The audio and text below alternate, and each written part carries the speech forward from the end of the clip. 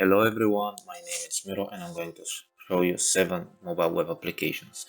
The first task what we have to do is once you click on any of these images, the text should be changing every single time. And once you click on the button, it should get back to default. In the backend code, I have just a few custom layouts here, and I have a for loop that it goes through all images. Once I click on them, just gonna change the layout. And the button itself, once you click on it, it's just gonna reset back to default. These are the methods that they're utilizing. And over here, the problem I have faced is once I click on one of these images for a second, it was just overlapping on top of each other. And basically what I did is I just create a container frame layout where I'm just loading and unloading them, which is happening in this method here. Destination map that has 3 radio buttons and 1 spinner, and once you click on each of these radio buttons, you're gonna get different destinations. Once you press submit, you're gonna get information for these destinations. Once you press clear, it's gonna reset everything to default. In the backend, I have array list for the spinner, and I have a hash map function which is here at the bottom. What it does is fetches all the arrays and strings that I have here. But this one basically gets the string arrays that I have into this arrays. And here it says, if let's say I'm in bold destination in array 1, give me string Westminster. Same goes if I'm in array destination train, give me this string. Once this is explained, here I'm calling the spinner, I'm loading it into adapter, I'm using custom layout here. What I have here is if else statement for the radio buttons, which says if I'm pressing on bold, give me the destinations for the bolts and the spinner or train or etc. Here I'm updating the adapter. This is the submit button, which basically once you click on submit is gonna showcase you the text, and this is the clear message. And the problem I faced on this program was once I started it, this was completely blank until I press of any of these, and I found out that if I just call it here at the beginning a admin no selection prompt, that will sort it out, and I needed to update the adapter. However, once I press on clean, was also becoming blank. Then I had to add it here into the clear button as well. Overall, that's the problem. App 3, it's a pizza ordering app that has checkboxes and image views. Once you click on them, images appearing for the ingredients and their price is added to the total. Once you click on order, it's gonna order your pizza. Once you press on clean, it's gonna reset everything to default. In the back end, I have the checkboxes, the images, the base, which is £10. Here I'm having small method called setup checkbox, which takes a checkbox, image type, and integer type, and it says if that checkbox is ticked, show me that image and add this price to the total of 10. And if it's unclicked, remove the image and remove the price. On the submit button, I have small toss message, which takes the sum and displays it. On the clean button, I have this method which resets everything back to default and shows the toss message. The small problem I was having was once I click here, I wasn't sure how to make these images to appear. With small help of ChatGPT telling me how can I make the images visible and gone, it was sorted in no time.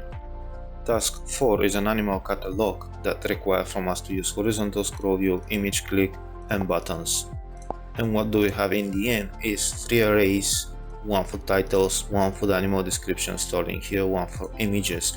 Images are being loaded here, and I have small method which I call here called animal update animal display. What it does is basically gets the current index and sets the title, sets the description, and through a for loop gets the image for it. And here I'm setting clicks for the images, which I'm clicking above the scroll view. It has method set animal, basically allows me to change the index manually, and I just update it with that method. The only problem I faced was the buttons itself, next and previous, and with some help with ChatGPT, I was able to generate this code. And what it does is basically if I'm at the end of the array, which is 3, and I add +1, is going to go out of bounds. That's I'm modeling the image length, which is 4, is going to give me index 0, which is the beginning of the array. Same goes for the previous button. If I'm in index 0, the beginning of the array, try to -1, is going to go out of bounds. That's why I'm plussing the length. So -1 + 4 is going to give me the end of the array, which is 3, and I update accordingly. 5, it's a login screen with register function, and what it's asking me is to log in, and if I have no account, it's gonna throw me error. If I try to register without any name, it's not gonna allow me, so I need to write down name. Same goes for username, Batman. Then it's gonna ask me to write down a password, and if I mistakenly mistype the password, it's not gonna allow me to register either.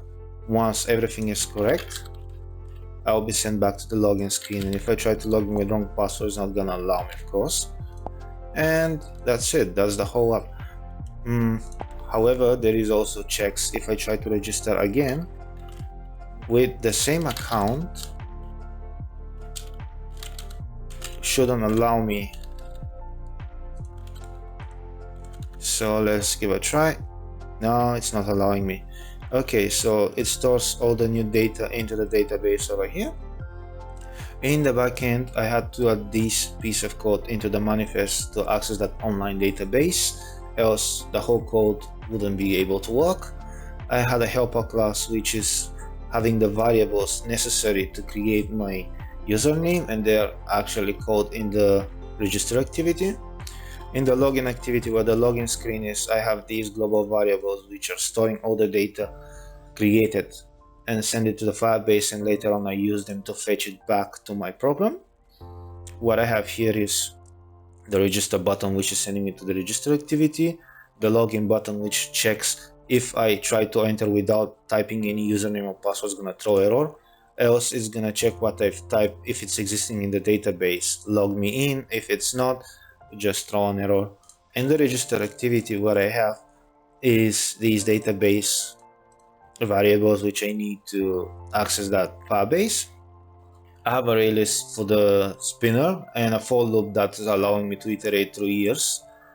Here I have the register button which gets all the inputs and try to send them to the database. And of course, if else statements with the measures, if anything is empty, just throw me error, or the passwords are not matching, throw me error.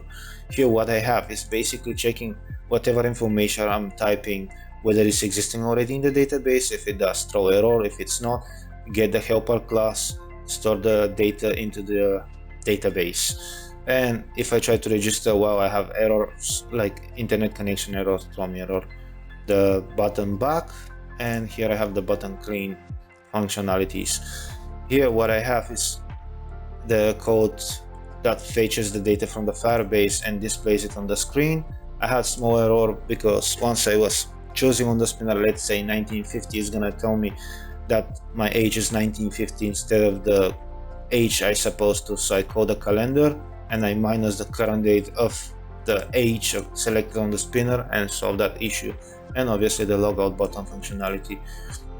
What problems I faced was creating the database and fetching the data from the Firebase. That's why I looked into YouTube, and special thanks to Android Knowledge channel and Coding Flow, which helped me a lot to solve the problems. App 6, it's a basically contact app that's allowing you to access our contacts, and it has recycle view that recycle the data which is not on the screen to save memory. Also has filter, so if I try to type John, it's gonna show me only the numbers that are having these letters inside. Once I click on the image, it's gonna send me to the dial button and I can just dial them. Okay, let me show you the backend. I wanted to start with activity 2 where that permission box is, so I had to change it here in the manifest. I have a class model which stores all the data required for the contacts, and I use it here to access it into my recycle view adapter. And what I have here is basically the filter function that says if I don't type anything, display me all the contacts. If I type something, use for loop and show me only the contacts that has the written thing. Update the adapter here. Here I'm just loading the data into the adapter, and this is the image, and I have a small function here that says if I click on that image, send me to the dial menu. Then in the main activity 2 is that dialog box code here. It's quite big. And main activity itself, what I have is the array for the images which are stored in the adapter. Here I'm calling that adapter, and here I have the function that is the filter itself. And here I have that setup contacts, which basically gets all the strings for the names, contact numbers, and emails and load them in these arrays. And I'm calling this at the beginning, so once I start the app, it's gonna know what data it has, and through for loop gets also the images. What I found really difficult was the whole box itself, because I wasn't familiarized once I start the task. So with some help of the lectures and the ChatGPT, I was able to create it. This is my final app, and it's a game renting app. You just can rent a game. Once you click on it, a calendar is appearing. You can choose the date, it's gonna appear on your screen. And if you want to rent another one, that second game will appear below the first one. If you go to checkout, they will be displayed accordingly. If you choose to go back, they will be reserved, unless if you cancel them. Okay, in the end, what I had to do is allow access to internet by adding the permissions, because I'm using JSON script, which is loaded in my Recycle View adapter. The JSON script is here, and it was a sample provided by Dr. Cain, which I edited, and he gave us a link where we can convert it to a link, and we can add it in our main activity here at the top. I'm also having game class model, which I have the variables for the Recycle View adapter and constructor. And once I come to the Recycle View adapter, you can see that I'm utilizing them here. And what I have in the view holder is basically if else statement. If I click the button to change text and color once I'm reserving a game, here I'm loading the details from the JSON script into the adapter, and this one is allowing me to load the images by using Glide library. Here I'm coding the button. Once I click it to open the calendar and choose the dates, this one is not allowing me to choose the dates before the current date. And here it's the small buttons.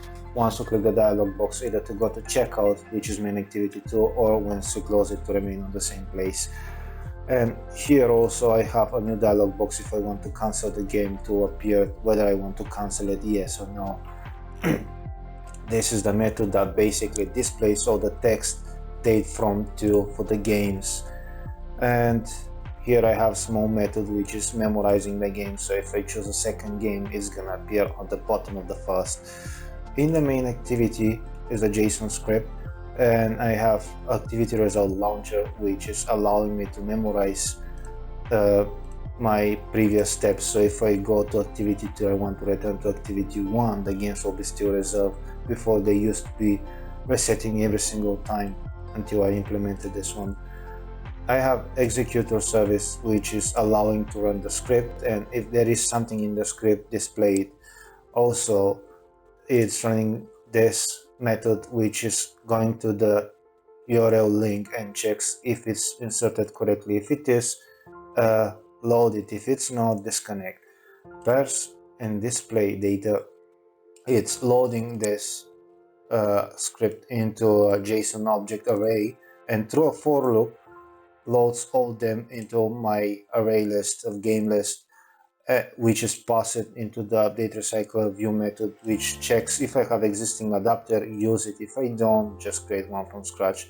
In activity 2, what I have is basically this if statement that fetch the data that I have here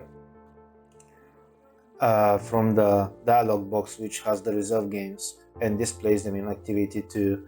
And the button back here is basically returning back to activity 1 whilst it's still saving the data for the reserved games. I had a lot of issues with this. Like, this one was a big problem for me, how to implement the JSON script and into the Recycle View adapter. Thanks to master coding from YouTube, I was able to do that, and that's it.